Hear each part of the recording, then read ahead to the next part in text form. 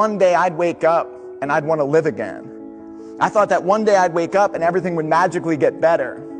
But that day didn't come.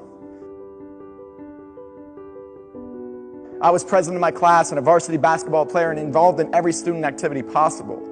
I realized that I had this massive external life that everybody saw and an internal life that no one knew about. In January, my grandmother died. A year later, my grandfather died. And 6 months after that, my best friend was killed in a car accident. I grew up in a family where emotions were never discussed or talked about, and so I hid it.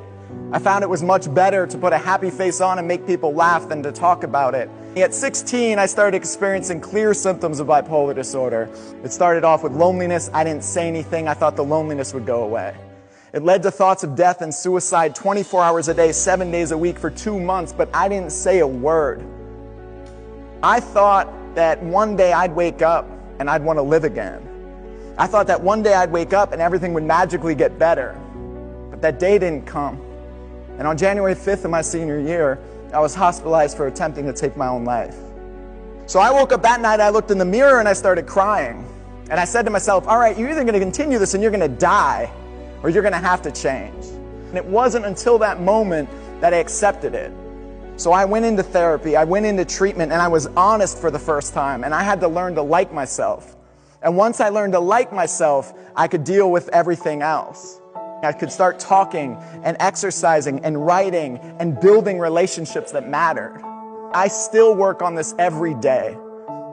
If you have experienced loss with every cell in your body, then you have experienced love with every cell in your body.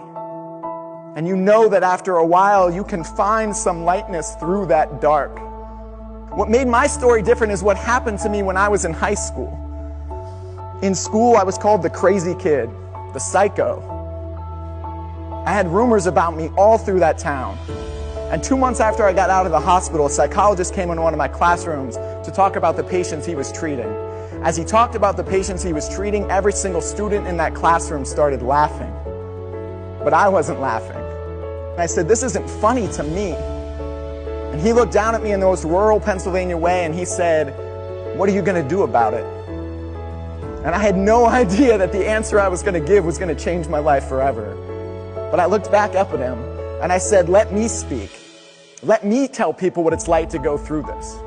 I stood up in that classroom and I spoke for the very first time. And when I finished, no one laughed. And I learned at a young age that if you share your story, it opens people to sharing theirs.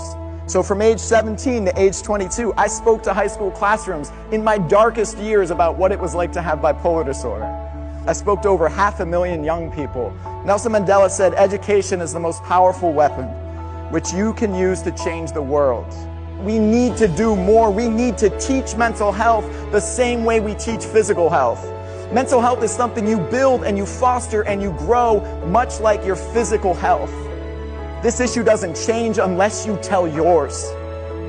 This issue doesn't change unless we teach people about mental health in new ways, and that is art, and that is music, and history, and neuroscience, and everything coming together to make a difference. That's the future I see.